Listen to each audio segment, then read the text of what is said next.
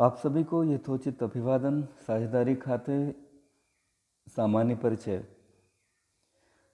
साझेदारी उन व्यक्तियों के मध्य संबंध के रूप में परिभाषित की जाती है जो निजी लाभ के उद्देश्य से व्यवसाय को मिलकर चलाने के लिए सहमत हुए हैं। एल.एच. हेने। देखिए, साझेदारी के बारे में हम काफ़ी कुछ जानते हैं।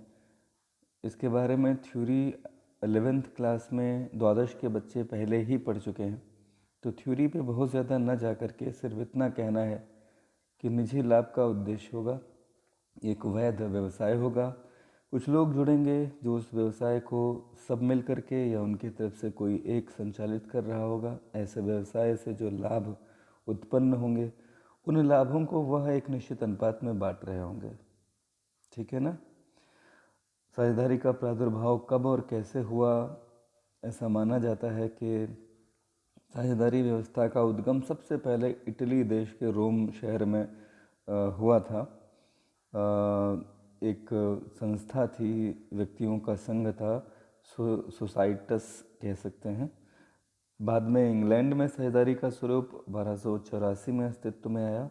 साझेदारी का अर्थ हम पहले ही जान चुके। ऐसा एक संगठन जिसमें दो या दो से अधिक लोग स्वेच्छा से किसी व्यावसायिक अनुबंध के अनुसार किसी वैधानिक व्यवसाय को चलाने के लिए सहमत होते हैं, पूंजी लगाते हैं, अपने श्रम, कुशलता, प्रबंधकीय योग्यता आदि को मिलाकर व्यवसाय के संचालन में प्रयोग करते हैं और लाभान परस्पर बांटते हैं। स्वामी सभी होते हैं। इन सभी का दायित्व जो है वह असीमित होता है। हर व्यक्ति एक दूसरे का एजेंट भी होता है और प्रधान भी, यानी कि स्वामी भी। परिभाषाएं वैधानिक में भारतीय साझेदारी अधिनियम 1932 की धारा 4, साझेदारी उन व्यक्तियों के मध्य एक संबंध है जिन्होंने ऐसे व्यवसाय के लाभ को परस्पर बांटने का समझौता किया है जिन्हें वे सब मिलकर चलाते हैं, अथवा उन सभी की ओर से उनमें से कोई एक चलाता है। वे सभी व्यक्ति जो एक दूसरे के साथ मिलकर व्यवसाय करने को सहमत होते हैं, व्यक्तिगत रूप से साझेदार और सामूहिक रूप से फर्म कहलाते हैं। जिस नाम से वे व्यवसाय करते हैं उसे फर्म का नाम, यानी कि नेम ऑफ द फर्म कहते हैं। तो ये एक महत्वपूर्ण परिभाषा। और आंग्ल साझेदारी अधिनियम 1890 की भी एक परिभाषा हमारे समक्ष है। साझेदारी लाभ की दृष्टि से मिलजुल कर व्यवसाय चलाने के लिए व्यक्तियों के मध्य किया जाने वाला संबंध है। दरअसल संबंध की जगह यहाँ अनुबंध शब्द का इस्तेमाल करें तो बेहतर होगा। कुछ सामान्य परिभाषाएं भी हैं। उन सामान्य परिभाषाओं में जो मुझे सबसे अच्छी लगती है वो एल.एच. हेने की परिभाषा, जिसे हम अभी पहले भी पढ़ चुके। एक और परिभाषा इसमें बेहतर है और वह है डॉक्टर विलियम आर स्प्रीगल की। साझेदारी में दो या दो से अधिक सदस्य होते हैं। प्रत्येक सदस्य साझेदारी के कार्यों के लिए उत्तरदायी होता है। प्रत्येक साझेदार दूसरे को अपने कार्यों से बद्ध कर सकता है, मतलब अबाइड कर सकता है, तथा प्रत्येक साझेदार की संपत्ति को फर्म के ऋणों के भुगतान के प्रयोग में लाया जा सकता है। यानी कि अगर कोई साझेदार अपना कोई भी कार्य करता है फर्म के कार्य संचालन करते हुए, तो उसके प्रत्येक कार्य के लिए बाकी अन्य साझेदार भी बाध्य होंगे। यानी कि यही इसमें कहा गया है कि प्रत्येक साझेदार अपने कार्यों से दूसरों को बाध्य करता है, यानी बाध्य करता है। यहाँ बद्ध की जगह बाध्य कर सकता है होना चाहिए। एक उपयुक्त परिभाषा पे आते हैं। साझेदार दो या दो से अधिक व्यक्तियों के मध्य एक ऐसा लिखित या मौखिक अनुबंध जिसके आधार पर वे आपसी सहयोग द्वारा साधनों का संग्रह करके किसी वैधानिक व्यवसाय के संचालन से प्राप्त लाभ हानि का परस्पर बंटवारा कर लेते हैं। व्यवसाय का संचालन सभी साझेदार या सभी की ओर से कोई एक करेगा। लाभ हानि को साझेदार किसी निश्चित अनुपात में या बराबर बांट सकते हैं। तो ये तो आपने इससे पहले भी सुनी और पढ़ी हैं। इसके कुछ लक्षण होते हैं। दो या दो से अधिक व्यक्तियों का होना, अनुबंध द्वारा संबंध स्थापित होना। इनके बीच में संबंध एक अनुबंध यानी कॉन्ट्रैक्ट से ही होते हैं, ठीक है। और अनुबंध करने के लिए जो लोग स्थिति में नहीं हैं वह हैं पागल, अवयस्क, कानून द्वारा अयोग्य घोषित व्यक्ति। ये वो लोग होते हैं जो दिवालिया हो जाते हैं। कानून इन्हें किसी भी अनुबंध को करने से कुछ समय के लिए, जब तक ये दिवालिया के स्टेटस से निकल नहीं जाते, इन पे प्रतिबंध लगा देता है या ऐसे दिवालिया लोगों को कोई भी अनुबंध करने के लिए अयोग्य घोषित कर दिया जाता है। तो ऐसे लोग अनुबंध नहीं कर सकते, यानी कि इनके अलावा बाकी लोग साझेदार हो सकते हैं। वैध वैध व्यवसाय का होना, लीगल बिजनेस होना चाहिए। अगर आप स्मगलिंग करने के लिए 2-4 लोग जुड़ते हैं तो वह साझेदारी नहीं कहलाएगी। इसके बाद में आते हैं, इसका उद्देश्य क्या है? लाभ कमाना और आपस में परस्पर बांट लेना। व्यवसाय का प्रबंध सभी साझेदार या उनके द्वारा कोई अधिकृत साझेदार करेगा। हर साझेदार एक दूसरे का स्वामी और एजेंट भी होता है। इनके जो कार्य दायित्व होते हैं, जो इनका दायित्व होता है वह असीमित होता है, यानी कि फर्म की देनदारियों को या फर्म के ऋणों को चुकाने के लिए साझेदार की व्यक्तिगत संपत्तियों का भी उपयोग किया जा सकता है। साझेदारी हित के हस्तांतरण पर प्रतिबंध। कोई भी साझेदार अगर चाहे कि वह अपना हिस्सा किसी अन्य को बेच देगा तो ऐसा करना इस पे साझेदारी व्यवस्था में प्रतिबंधित है। केवल व्यक्ति ही साझेदार हो सकते हैं। व्यक्ति का तात्पर्य यहाँ प्राकृतिक व्यक्ति से है। कोई भी कृत्रिम व्यक्ति साझेदारी में साझेदार नहीं हो सकता। कृत्रिम व्यक्ति अर्थात जैसे कोई कंपनी, फर्म या संस्था। फर्म का निश्चित नाम होना चाहिए, पृथक अस्तित्व नहीं। जी हाँ, साझेदारी साझेदारों से अलग कोई अस्तित्व नहीं रखती। साझेदारी और साझेदार दोनों एक ही माने जाते हैं। ठीक है, तो ये बात संभवतः आपको समझ में आ रही होगी। और सबसे महत्वपूर्ण बात है गुड फेथ, यानी कि सद्विश्वास। ये क्या चीज़ है? साझेदारों में एक दूसरे के प्रति विश्वास और सद्भावना होनी चाहिए। सद्विश्वास से अभिप्राय यह है कि सभी साझेदार एक दूसरे को फर्म के हित को प्रभावित करने वाली सभी बातों की जानकारी देंगे। सभी साझेदार अपने द्वारा किए गए लेन देन का ठीक ठाक विवरण भी देंगे। देखिए, सद्विश्वास क्या होता है? आपके पेरेंट्स के साथ एक सद्विश्वास, एक गुड फेथ होता है। ऐसा माना जाता है कि कुछ भी अगर महत्वपूर्ण है जो आपको अपने पेरेंट्स से बताना चाहिए, आप उन्हें बताते हैं। ऐसा नहीं कि हर एक चीज़ जो आपके मन में आए या हर एक बात या हर एक एक्टिविटी जो आप करते हैं वह आप जा कर के अपने पेरेंट्स को बताते हैं। इसका मतलब यह नहीं है, लेकिन इसका मतलब यह है कि कुछ भी ऐसा जो आपके हित को प्रभावित करता है, अगर आप अपने पेरेंट्स को वह नहीं बताते हैं तो इट मीन्स कि आपके और आपके पेरेंट्स के बीच में गुड फेथ नहीं है। ठीक है, तो यहाँ पर यह तय करना थोड़ा कठिन होता है कि क्या महत्वपूर्ण है जो बताया जाना चाहिए। बिल्कुल भी आप समझ लीजिए, बहुत आसान है ये जानना कि हर वह चीज़ महत्वपूर्ण होती है गुड फेथ रखने के लिए जिससे आपका हित या अहित होता हो, जो बड़े डिसीजंस हैं। ठीक है, ये आपको किसी से पूछने की ज़रूरत नहीं है, आपकी अंतरात्मा से वह आवाज़ आ जाती है कि yes I have to tell this fact to our parents, right. तो मुझे लगता है ये बात समझ गए होंगे। ठीक इसी तरह से जैसे आपके पेरेंट्स के बीच में सद्विश्वास होता है, सिमिलरली आप जो पार्टनर्स होते हैं वो एक दूसरे के प्रति हर वह बात शेयर करेंगे जो साझेदारी फर्म के हितों को प्रभावित करती है। तो मुझे लगता है ये बात समझ गए होंगे। साझेदारी संलेख क्या है यह भी आप पढ़ चुके हैं पहले। एक लिखित अनुबंध जिसमें समस्त शर्तें होंगी साझेदारों से संबंधित और कुछ महत्वपूर्ण सूचनाएं जैसे फर्म का नाम और पता, साझेदारों के नाम और पते, व्यवसाय की प्रकृति, साझेदारों की पूंजी, कौन कितना पूंजी लगा रहा है, पूंजी पर ब्याज, आहरण पर ब्याज, लाभ हानि विभाजन अनुपात, वेतन, ख्याति, फर्म के हिसाब किताब की अवधि, लेखा परीक्षण यानी कि ऑडिटिंग कब कैसे होगी, साझेदारी की अवधि कितनी रहेगी। अगर कोई फर्म ऐसी है जिसमें कोई समयावधि तय की गई है तो उसका भी यहाँ पे जिक्र रहेगा। गार्नर बनाम मर्रे, ये एक बहुत ही महत्वपूर्ण निर्णय रहा है उन फर्म्स के लिए जो दिवालिया होती हैं या हो सकती हैं। और देखिए, कहा कुछ नहीं जा सकता, फर्म कोई भी दिवालिया हो सकती है कभी भी। तो इस दृष्टि से गार्नर बनाम मर्रे ये जो नियम है ये लागू होगा कि नहीं होगा यह भी वर्णन आएगा।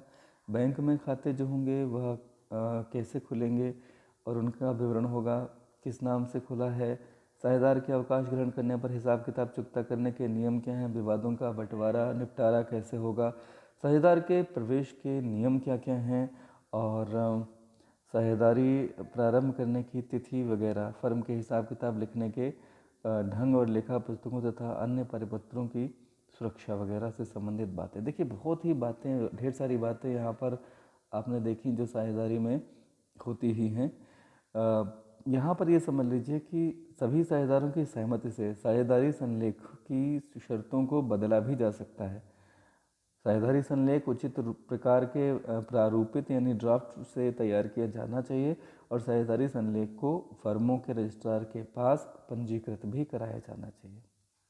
अगर साझेदारी संलेख नहीं होता है तो कौन कौन से नियम लागू होते हैं, जल्दी से इसे भी पढ़ लेते हैं। और काफ़ी महत्वपूर्ण टॉपिक है, ये पूछा भी जाता है एग्जामिनेशन में खूब कि कौन कौन से नियम उपनियम लागू होंगे। Rules applicable in the absence of partnership deed. First one is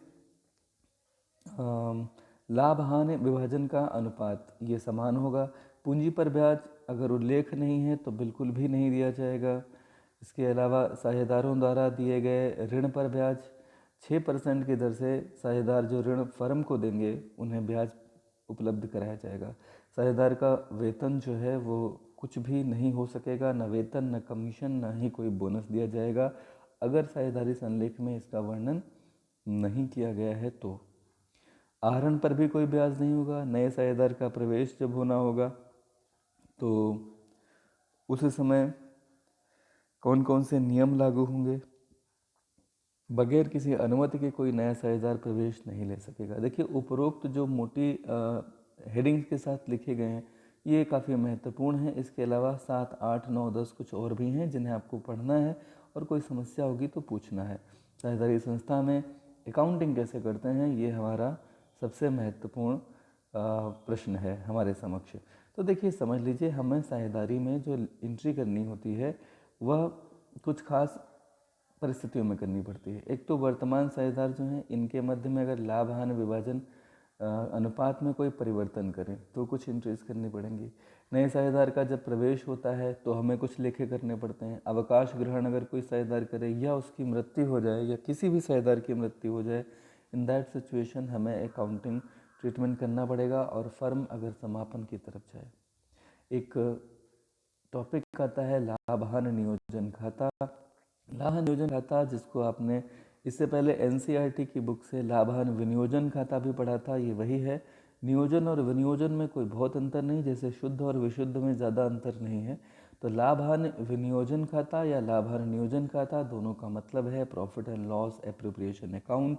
एकाकी व्यवसाय की दशा में लाभ हानि खाता जो शुद्ध लाभ निकाल के लाता है उस पर पूरा अधिकार एकाकी व्यापारी को ही होता है, मगर एकाकी व्यापारी का ही होता है, मगर साझेदारी फर्म में शुद्ध लाभ जो होता है उसे साझेदारी संलेख के अनुसार साझेदारों में बांटना होता है और उसके आवंटन का जो ब्यौरा होता है वह लाभ हानि नियोजन खाते में दिखाया जाता है।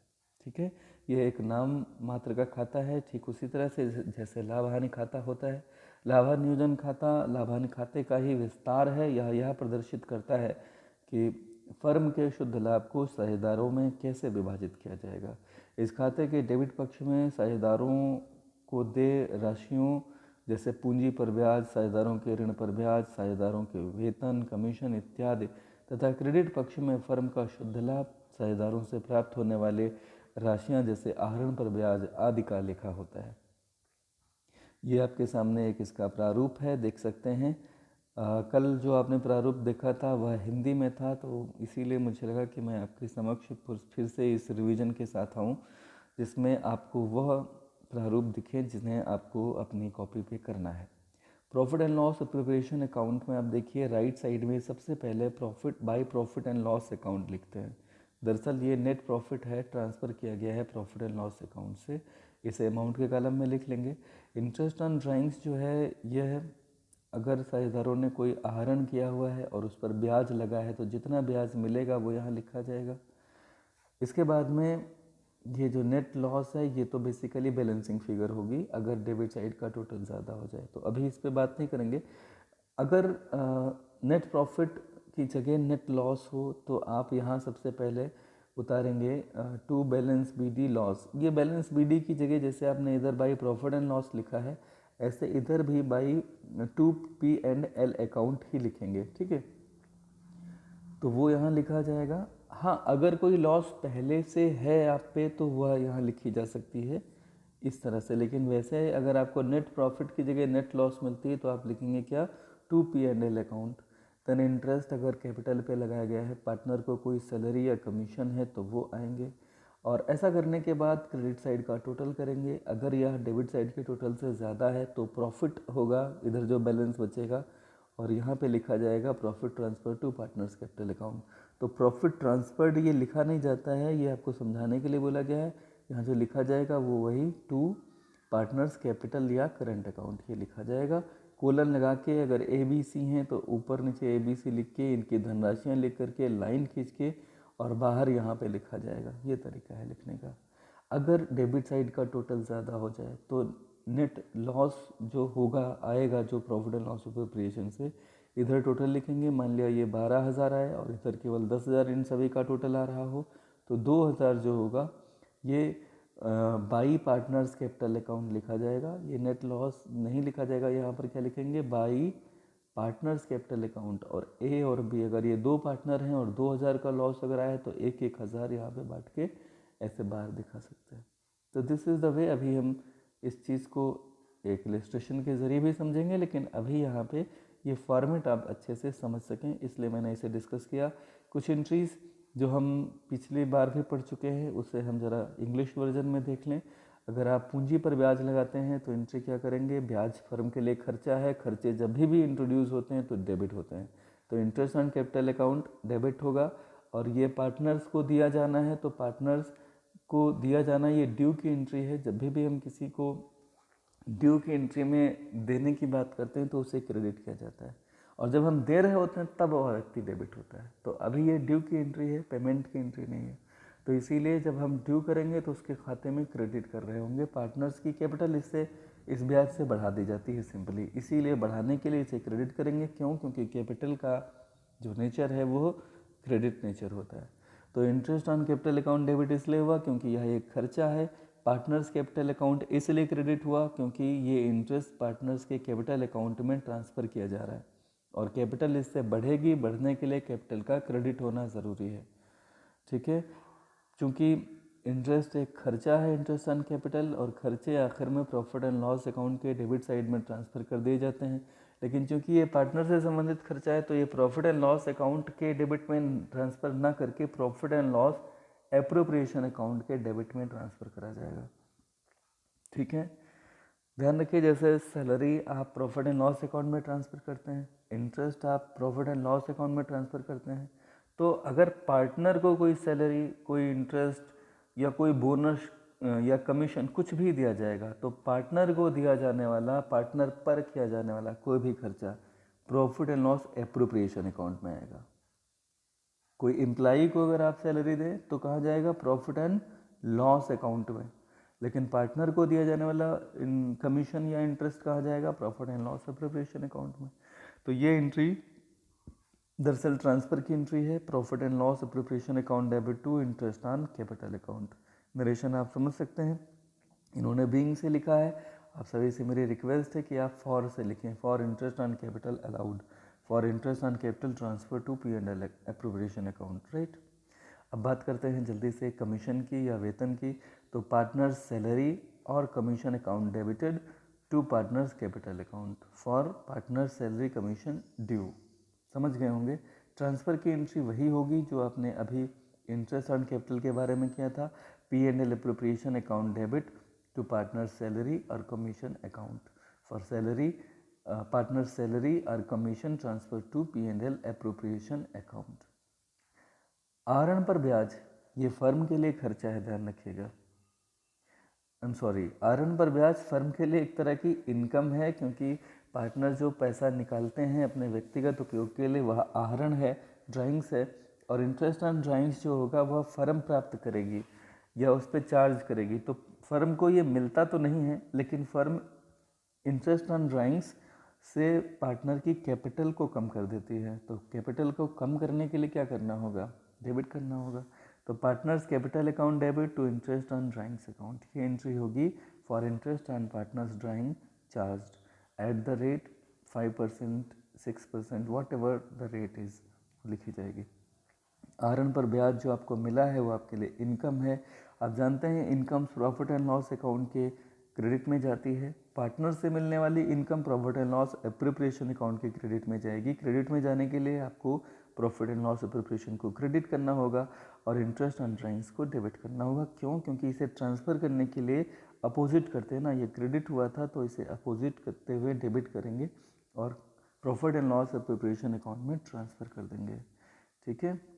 लाभांश नियोजन खाते के शेष को ट्रांसफ़र जब करेंगे, अगर क्रेडिट साइड का योग डेबिट साइड के योग से ज़्यादा हो तो ये प्रॉफिट है। Profit and loss preparation account debit to partners capital account. ध्यान रखिएगा, लाभ से पार्टनर्स के कैपिटल खाते क्रेडिट होते हैं और अगर डेबिट साइड का टोटल ज़्यादा हो जाए क्रेडिट साइड के टोटल से तो ये हानि होगी और हानियाँ पार्टनर्स के कैपिटल खातों के डेबिट में जाती हैं। तो partners capital account debit to profit and loss preparation ये एंट्री करेंगे। चलिए जल्दी से हम उदाहरण नंबर 1 पे आते हैं। 1 अप्रैल 2015 को ए और बी ने क्रमशः 5 लाख और 3 लाख की पूंजी लगाई। 2:1 में ये लाभांश बांटने को सहमत होते हैं। बी को 5,000 रुपये मासिक वेतन मिलेगा। मासिक को 12 से मल्टीप्लाई करेंगे तो कितना आ जाएगा? 12 पंचे 60 और 3 जीरो यानी कि 60,000। तो सैलरी लिखेंगे, नीचे देख सकते हैं 20 सैलरी कितना आ रहा है, 12 गुणे 5,000 गुणे 12 करके दिखा भी दिया, ऐसे आप भी दिखाइएगा और यहाँ 60,000 लिख देंगे। तो पहला पॉइंट हमने कर लिया। दूसरा पॉइंट है साझेदारों को पूंजी पर 6% वार्षिक ब्याज देना है। तो पूंजी इनकी 5 लाख और 3 लाख थी। अगर आप इनका 6% निकालें तो 5 लाख का 6% कितना होता है? 5 छक्के 30 यानी कि ये कितना आ जाएगा? 30,000। और ऐसे ही जो उनका है वो 3 लाख है तो 3 छक 18,000 आ जाएगा। उसके बाद में तीसरा है ए के आहरण पर 1,800 और बी के आहरण पर 1,200 रुपये ब्याज के वसूलने हैं। तो आप देख सकते हैं यहाँ पे इंटरेस्ट ऑन ड्राइंग्स लिखा गया है। ए और बी की 18 और 12, यहाँ 3,000 आ गया। उपयुक्त समायोजन करने से पहले 31 मार्च 2016 को समाप्त होने वाले वर्ष के लिए लाभ कितना है? 1,80,000। तो ये आप लाभ है, इसे प्रॉफिट एंड लॉस अकाउंट करके यहाँ पे आप उतार लेते हैं। ये आप समझ चुके हैं। अब फाइनली बहुत आसान सी बात है कि चूँकि आपने देखा कि क्रेडिट साइड में 1,83,000 हैं, ये आपने यहाँ उतार लिए और ऊपर 60 और 48 के बाद जो डिफरेंस बचता है वो 75,000 है। तो ये 75,000 तो आ गया। इसे दिखाएंगे कैसे? ऊपर की सूचना से देखेंगे। ऊपर कहा गया है कि ये लाभ हानि का विभाजन 2:1 में करते हैं। तो इस 75 को 2:1 में बांटेंगे तो कितना आएगा? ए की कैपिटल में 2/3 जाएगा 75,000 का और 50,000 हो गया। बी की कैपिटल में 1/3 जाएगा 75,000 का 25,000। तो ये आपका तरीका रहा इस profit and loss preparation account को बनाने का। डेबिट क्रेडिट लिखेंगे बाकायदा और for the year ending on 31 March 2016 bracket में एज इट इज़ लिखेंगे जैसे कि हम लिखते आए हैं। कल हमने कुछ और भी पढ़ा था, साझेदारों के पूंजी खाते पढ़े थे। ये स्थायी और अस्थायी हो सकते हैं, ये भी जाना था।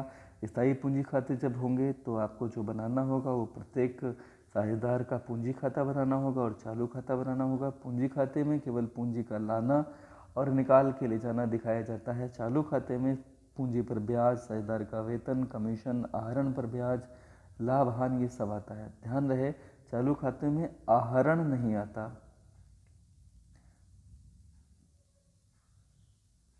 नहीं, माफ़ कीजिएगा, चालू खाते में आहरण भी आएगा, बिल्कुल आएगा चालू खाते में आहरण।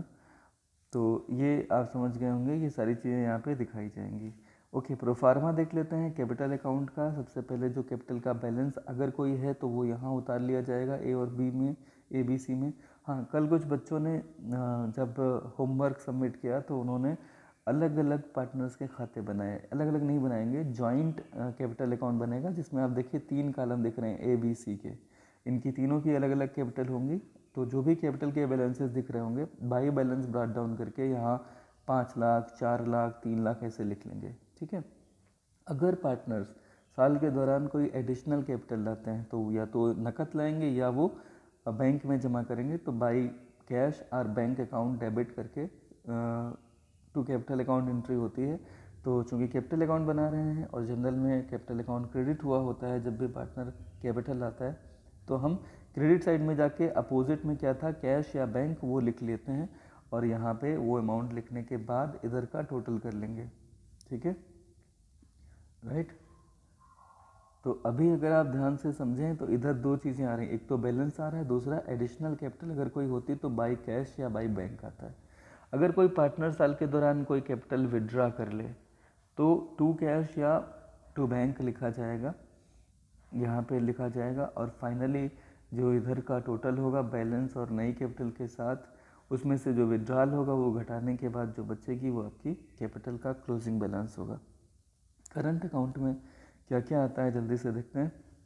करंट अकाउंट में अगर कोई क्रेडिट बैलेंस है तो इधर आएगा, अगर करंट अकाउंट में डेबिट बैलेंस है तो इधर आएगा। कभी कभी पार्टनर्स पैसा ज़्यादा निकाल लेते हैं तो डेबिट बैलेंस हो जाता है, और कभी कभी पार्टनर्स को मिलने वाली सैलरी, वेतन, कमीशन, उनके द्वारा निकाले गए बैलेंस अगर ज़्यादा होता है तो उनका क्रेडिट बैलेंस हमें दिखता है। तो डेबिट या क्रेडिट जैसा बैलेंस होगा वैसा लिख लेंगे, और उसके बाद आप जो बाकी की एंट्रीज करेंगे उन्हें समझ लीजिए। पार्टनर्स को जितनी भी चीज़ें मिलने वाली होती हैं, ठीक है, जो भी पार्टनर्स के लिए इनकम होती हैं उन सबको हम क्रेडिट साइड में करंट अकाउंट के दिखाते हैं। जैसे इंटरेस्ट ऑन कैपिटल पार्टनर्स के लिए व्यक्तिगत रूप से उसकी इनकम है क्रेडिट में, उसको सैलरी मिलती है, कमीशन मिलता है, ये सब आएगा। और उसको जो भी profit and loss appropriation account से जो प्रॉफिट में हिस्सा मिला है फाइनली वो भी इधर आएगा। लेकिन अगर पार्टनर ने कोई ड्राइंग किया है, कोई भी पैसा निकाला है व्यक्तिगत यूज़ के लिए तो वो यहाँ आएगा। इंटरेस्ट अगर लगेगा ड्राइंग्स पे तो यहाँ आएगा। अगर कोई लॉस हो जाए profit and loss preparation account से, जो उसे लॉस मिले, या प्रॉफिट एंड लॉस अकाउंट से अगर कोई लॉस मिले तो यहाँ पर आएगा। मैं आपको लास्ट टाइम मैंने पिछले वीडियो में मेंशन किया था कि लॉस को profit and loss appropriation account में ट्रांसफ़र नहीं करते हैं। अलग अलग विद्वान हैं उस फॉर्मेट में, अगर कल का वीडियो आप देखेंगे तो उसमें किया गया है।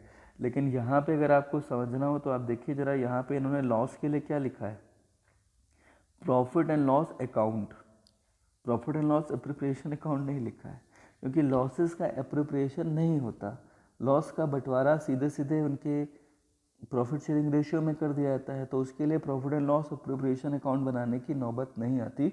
सीधे सीधे प्रॉफिट एंड लॉस अकाउंट से पैसा पार्टनर्स के कैपिटल अकाउंट में ट्रांसफ़र कर दिया जाता है। एक सिंपल जनरल एंट्री करते हुए partners capital account debit to P&L account, या partners current account debit to P&L account, वही ये एंट्री हुई है। महसूस कीजिए, ये करंट अकाउंट है, इनके डेबिट में क्या लिखा हुआ है, to P&L account. It means general entry क्या हुई होगी, partners current account debited to profit and loss account. Okay, तो अगर कोई लॉस हुई है तो वो इधर आती है फाइनली। और हाँ, क्रेडिट साइड का टोटल करने के बाद डेबिट साइड के जो टोटल है वो घटाते हैं तो इनके बैलेंसेस बचते हैं। ज़्यादातर इनके बैलेंस के क्रेडिट ही बैलेंस आएंगे इनका करंट अकाउंट का। लेकिन अगर डेबिट साइड का टोटल ज़्यादा हो क्रेडिट साइड के टोटल से, तो ये जो टू बैलेंस CD लिखा है ये बाई बैलेंस CD भी हो सकता है। ओके, अस्थायी पूंजी की अगर हम बात करें तो इसमें एक ही खाता बनता है जिनमें उपयुक्त सारी सूचनाएं एक ही खाते में आती हैं। आप यहाँ देख सकते हैं, बैलेंस भी कैपिटल का आएगा, अगर कोई एडिशनल कैपिटल आई है तो वो भी आएगी।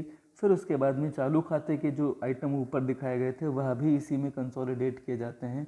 Salaries, interest on capital, commission, और प्रॉफिट एंड लॉस एप्रोप्रिएशन में उनका प्रॉफिट में हिस्सा, ड्राइंग, इंटरेस्ट ऑन ड्राइंग्स, और अगर कोई लॉस है तो वो, और फिर फाइनली इनकी बैलेंस बचेगी। अगर ये आप फ्लक्चुएटिंग कैपिटल अकाउंट्स बना रहे होंगे तो हर हाल में बैलेंस इधर ही बचेगा, यानी कि इनका कैपिटल का क्रेडिट बैलेंस ही होगा।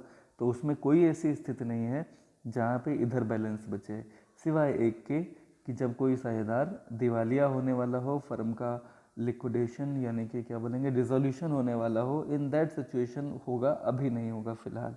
ठीक है, तो स्थायी और परिवर्तनशील पूंजी खातों में अंतर क्या है ये आप पहले भी पढ़ चुके हैं, इसे अच्छे से समझेंगे, अगर कोई समस्या है तो पूछेंगे।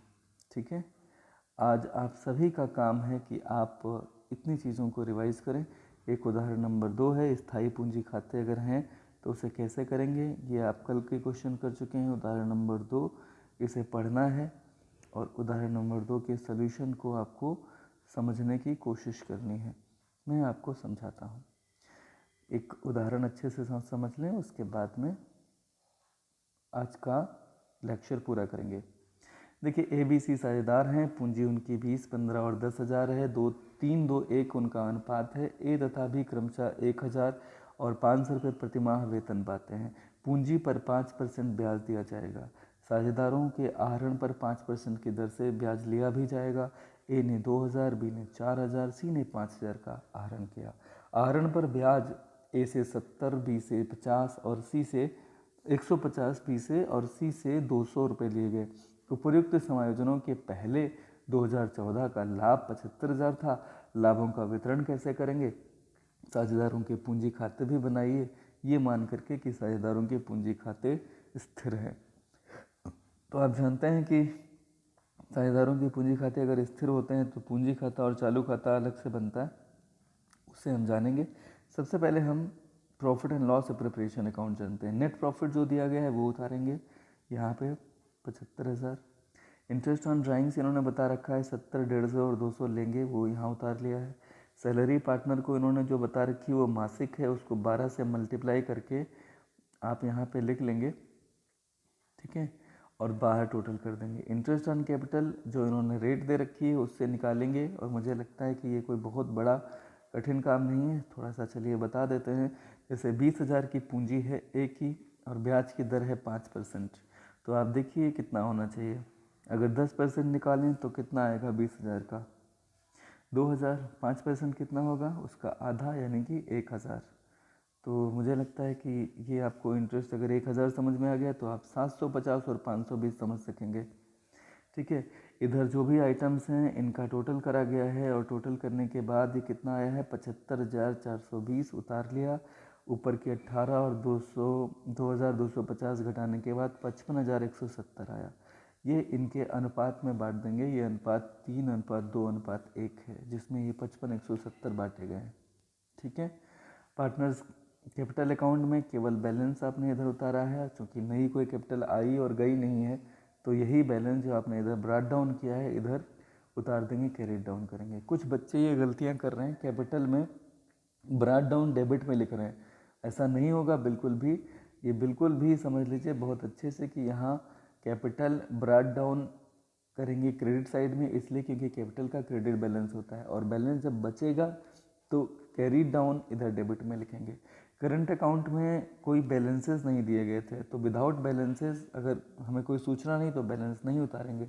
लेकिन जो एंट्रीज पार्टनर्स को इनकम जैसी हैं जो पार्टनर्स को मिलने वाली वो क्रेडिट साइड में, जैसे salary, interest on capital, profit and loss of preparation, यानी उनका जो प्रॉफिट में हिस्सा जो आपने अभी ऊपर निकाला प्रॉफिट में हिस्सा, ये 27, 18,000, 9,000 समथिंग, ये आपने यहाँ पे लिख लिया ना 27, ये प्रॉफिट में उनका हिस्सा। तो ये तीन चीज़ें हैं, एक तो सैलरी, दूसरा इंटरेस्ट ऑन कैपिटल और तीसरा प्रॉफिट एंड लॉस प्रिपरेशन। यहाँ ड्राइंग्स जो इन्होंने किया है उन पे इंटरेस्ट किया है, और फाइनली इधर टोटल जो है 40,585 लिखेंगे। ऊपर के ये दोनों आइटम्स घटाते हुए 38,518 इनका बैलेंस हो गया। ये इनके करंट अकाउंट में बैलेंस बचा है। ये सारी एंट्रीज 31 दिसंबर को ही होती हैं, सभी में 31 दिसंबर ही लिखा जाएगा। नहीं लिख सकते हैं तो डैश लगाइए, ठीक है। परिवर्तनशील पूंजी अगर होंगे तो उदाहरण नंबर 3 में सब कुछ वैसा ही उदाहरण नंबर 2 की तरह, बस इसके जो ट्रीटमेंट में अंतर आएगा वो ये कि profit and loss preparation account भी वैसे ही बनेगा सिमिलरली। मुझे लगता है ये आसान है। यहाँ पे दो खाते न बना के पार्टनर्स कैपिटल अकाउंट बनाएंगे। इसमें कैपिटल को इंट्रोड्यूस किया गया है, पहले से कोई बैलेंस नहीं है, नया बिजनेस है, तो बाई बैंक अकाउंट लिखेंगे। फिर salary, interest on capital and profit में हिस्सा जो पार्टनर्स को मिला है, इधर ड्राइंग्स और इंटरेस्ट ऑन ड्राइंग्स घटाते हुए फाइनली इनका बैलेंस हो जाएगा। तो मुझे लगता है कि आज के ये टॉपिक आपको समझ में आए होंगे। ध्यान से समझें और इसे करें। आपको जो आगे का काम करना है जो काफ़ी महत्वपूर्ण है उसे ध्यान से सुन लीजिए।